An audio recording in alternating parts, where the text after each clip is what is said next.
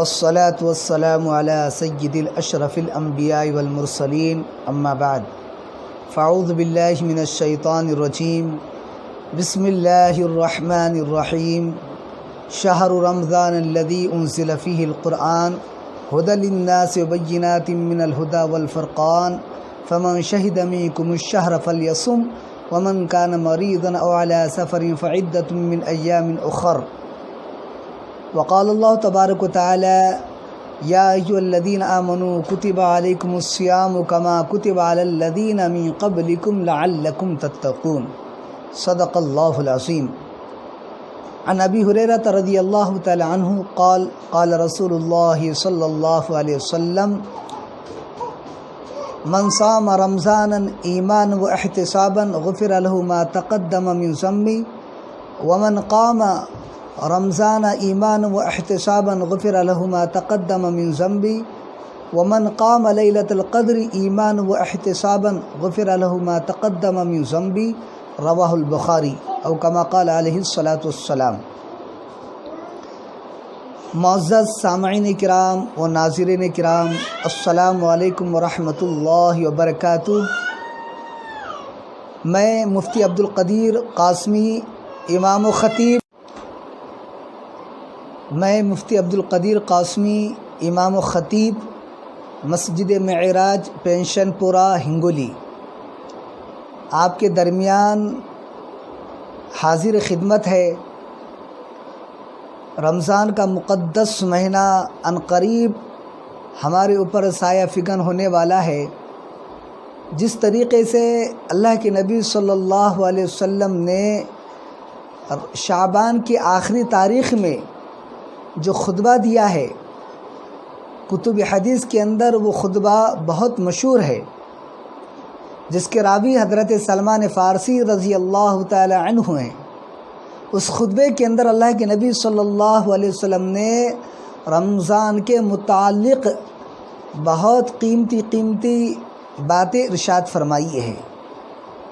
وہی باتیں آپ حضرات کے گوش گزار میں کرنا چاہتا ہوں. اس خطبے کے اندر اللہ کے نبی صلی اللہ علیہ وسلم نے یہ ارشاد فرمایا، عنقریب تمہارے درمیان ایک عظیم مہینہ سایہ فگن ہونے والا ہے، یعنی رمضان المبارک. رمضان کے اندر یہ بھی بتایا گیا اس حدیث پاک کے اندر اس کا خلاصہ کہ نفل عمل کریں گے تو فرض کا مقام ملے گا، اور فرض ادا کریں گے آپ تو 70 فرضوں کا ثواب ملے گا، اور صبر کا بدلہ جنت ہے. اسی طریقے سے اس خطبے کے اندر یہ بھی ارشاد ہے، رمضان مبارک کے اندر 4 چیزوں کا اہتمام کرے. نمبر 1 کلمہ طیبہ کا ورد کرے. نمبر 2 استغفار کا اہتمام کرے. نمبر 3 جنت کو طلب کرے. نمبر 4 جہنم سے پناہ مانگے. یہ 4 چیزوں کا ورد رکھنا ہے. تو رمضان کا جو مقدس مہینہ ہے، اللہ رب العزت نے اس مہینے کا نام قرآن پاک کے اندر بھی خود موجود ہے. ارشاد باری ہے، شہر رمضان الذی انزل فیہ القرآن. رمضان کا وہ مہینہ ہے جس میں ہم نے قرآن کو نازل کیا ہے. یعنی اللہ فرما رہے کہ ہم نے اس مہینے کے اندر یعنی رمضان مبارک کے اندر قرآن پاک کو نازل کیا ہے. اس سے پتہ چلتا ہے کہ رمضان اور قرآن کا دونوں کا آپس میں بڑا ربط و ضبط ہے، کیونکہ رمضان کے مہینے کے اندر ہی اللہ رب العزت نے قرآن پاک کا نزول فرمایا ہے. انا انزلنا فی لیلۃ القدر، کہ ہم نے اس قرآن کو شب قدر کے اندر نازل فرمایا ہے. تو اب رمضان کا جو مبارک مہینہ آنے والا ہے، اس کی ہم کو تیاری کرنا ہے، اس کا استقبال کرنا ہے.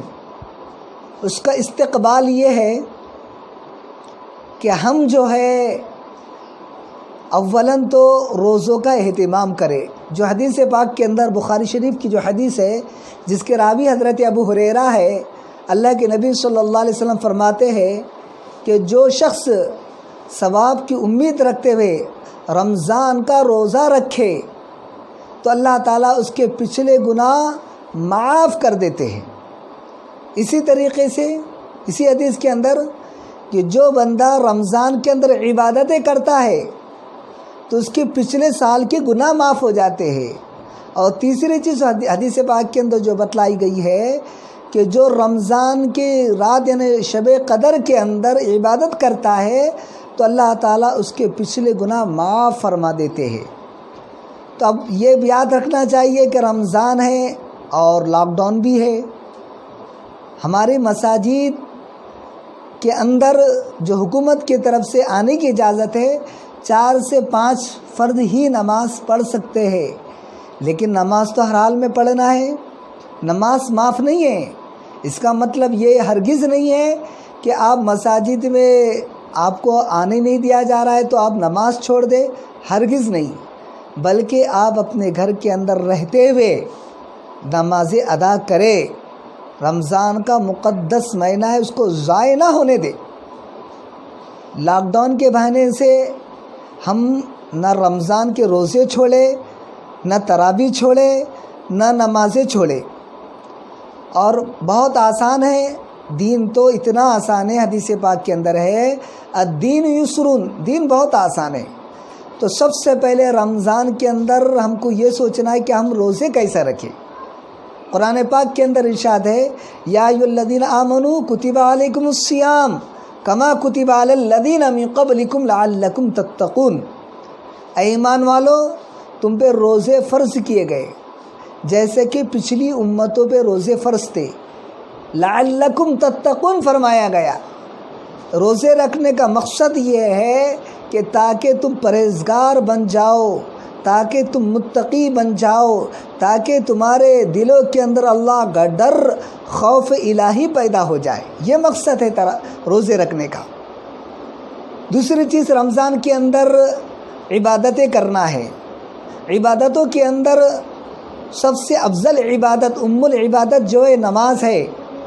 ہم اپنے گھروں میں رہتے ہوئے فرض نمازیں ادا کریں۔ اگر گھر کے اندر اتنے فرد ہیں، 3 لوگ ہیں، 4 لوگ ہیں، گھر کی فیملی ہے، تو آپ باجماعت نماز پڑھے، گھر کے اندر اہتمام کرے اس کا۔ اور اسی طریقے سے رمضان کے اندر ایک بڑا مسئلہ جو ہے تراویح کا جو مسئلہ ہے، وہ مسئلہ بھی اپنے گھروں کے اندر رہتے ہوئے تراویح کا اہتمام کرے۔ 3 لوگ 4 لوگ مل کر اپنے گھر کے اندر ہی رہتے ہوئے، اپنے فیملی کے ساتھ رہتے ہوئے باجماعت تراویح پڑھے۔ اگر کوئی حافظ مل جائے تو اس کے پیچھے آپ مکمل قرآن سنیں اور ان کے پیچھے تراویح پڑھے آپ۔ اگر کوئی حافظ نہیں ہے تو علم ترا سے ہی آپ اپنے گھر کے اندر رہتے ہوئے تراویح پڑھے، تراویح ناغہ نہ کرے۔ سنت علی الکفایہ ہے، یہ تراویح سنت ہے۔ اسی طریقے سے جو افراد تراویح پڑھ رہے 4 لوگ مسجد کے اندر، ان سے گزارش ہے ہماری وہ آخری عشرے کا اعتکاف کرے۔ آخری عشرے کا اعتکاف جو ہے فرض علی الکفایہ ہے۔ اگر محلے کے اندر ایک بندہ بھی مسجد کے اندر اعتکاف نہیں کرے گا تو پورا محلہ گنہگار ہوگا۔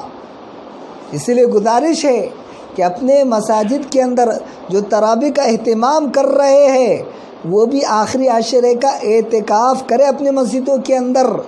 اور گھر کے خواتین ماشاءاللہ ہر سال کرتے رہتے ہیں، تو ان ماں بہنوں سے بھی میری گزارش ہے کہ وہ بھی آخری عشرے کا اعتکاف اپنے گھر کے اندر، کیونکہ عورتوں کے لیے جو جگہ ہے اور جس جگہ پر وہ نماز پڑھتی ہے وہی ان کی مسجد ہے، وہیں وہ اعتکاف کرے۔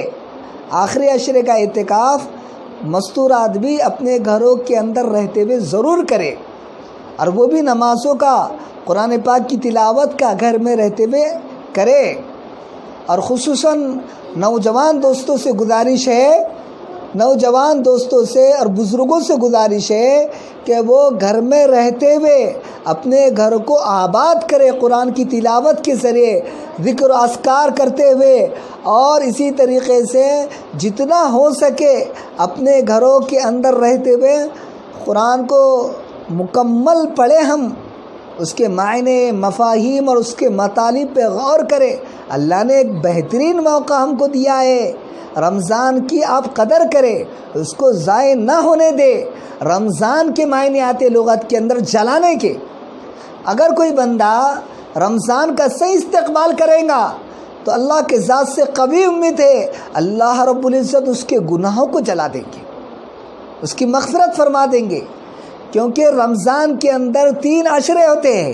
پہلا عشرہ رحمت کا ہے، دوسرا جو عشرہ ہے اللہ تعالیٰ نے اس کو مغفرت کا عشرہ ہے، اور تیسرا جو عشرہ ہے آنکھ سے خلاصی کا ہے۔ تو پہلا جو عشرہ ہے ہمارا جو لاک ڈاؤن ہے حکومت کی طرف سے جو اعلان ہوا ہے 3 مئی تک مکمل طور پر لاک ڈاؤن ہے، تو تقریباً ہمارے 8-9 روزے ہو جائیں گے لاک ڈاؤن کے اندر، اور پتہ نہیں آگے بھی بڑھ سکتا یا نہیں بڑھے گا، جو بھی ہے، لیکن ہم کو ہر حال میں رمضان کا مہینہ ضائع نہیں ہونے دینا ہے۔ دوسری چیز، رمضان کے اندر جو ہے دعاؤں کا اہتمام کرے۔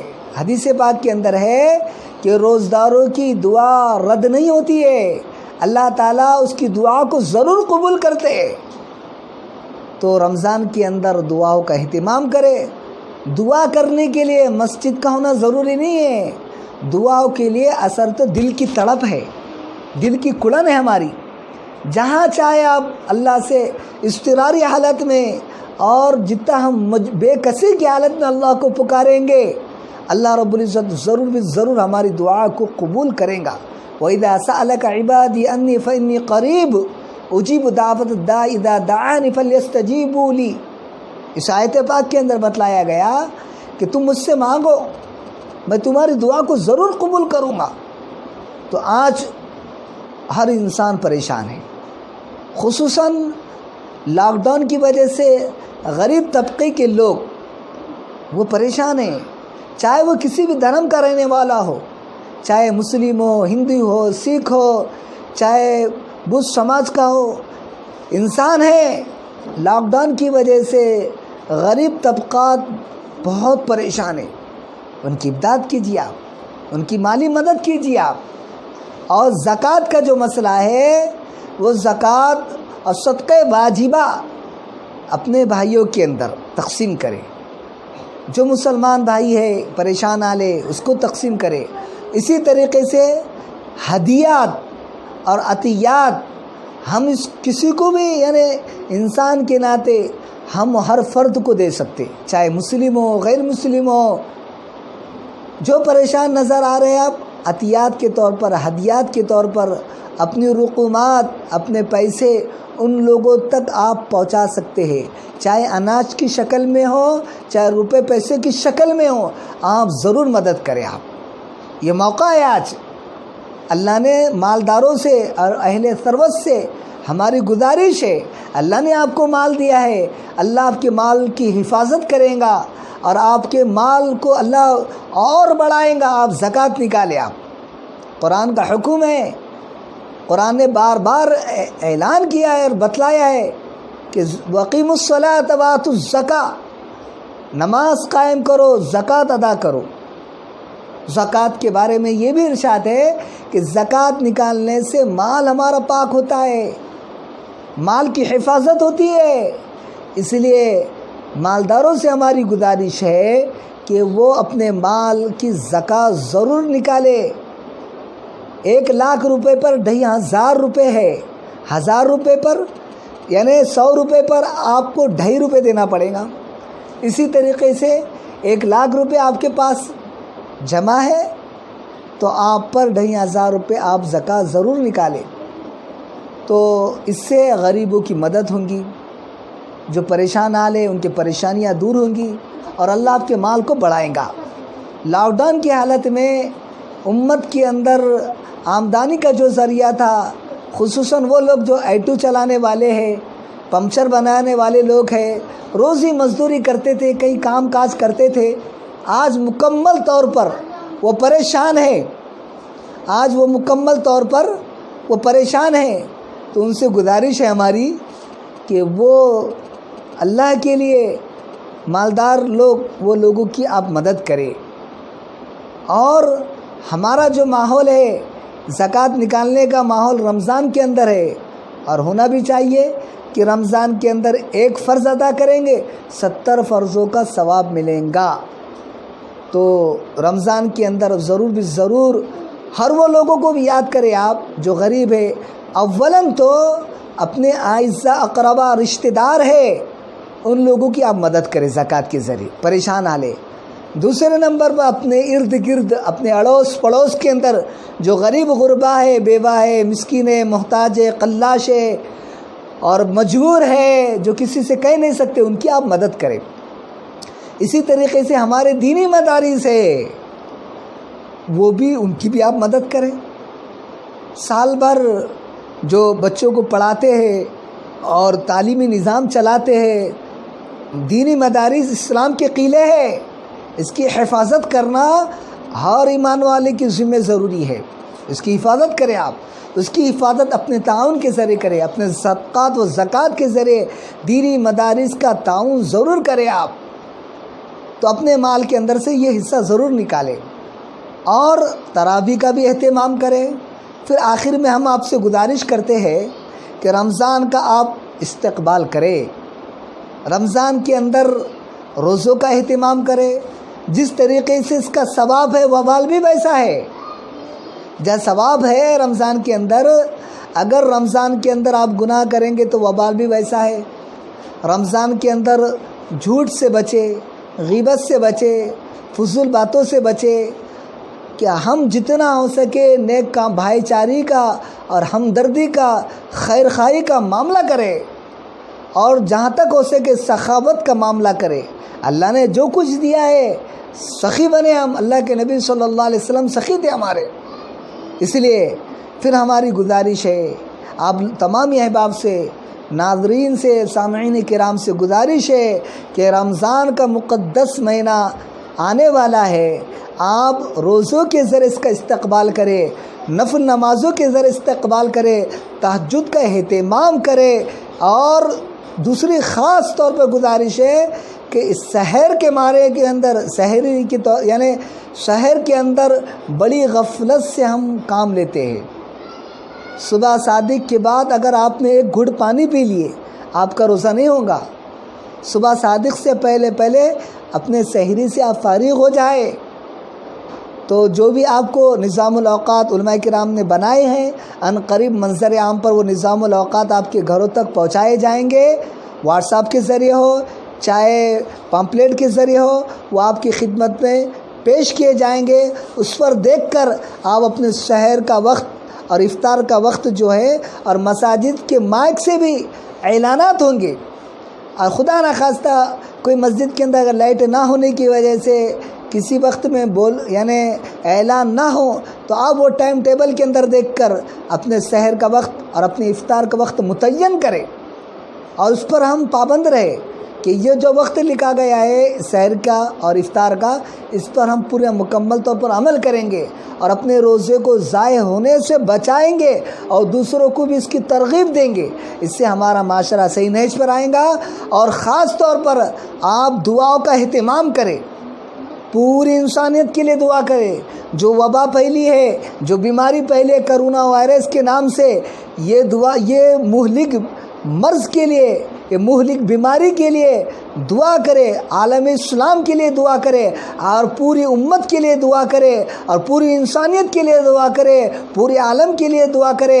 ہمارے نبی صلی اللہ علیہ وسلم پورے عالم کے نبی تھے. وما ارسلناک الا رحمۃ للعالمین. اللہ کے نبی صلی اللہ علیہ وسلم پورے عالم کے لیے نبی بنا کر بھیجے گئے تھے.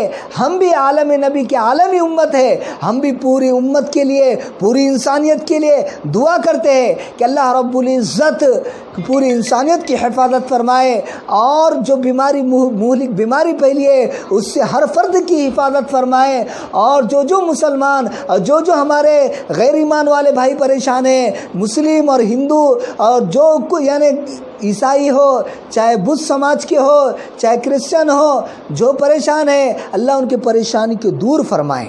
ان کو عافیت عطا فرمائے، ان کو راحت عطا فرمائے۔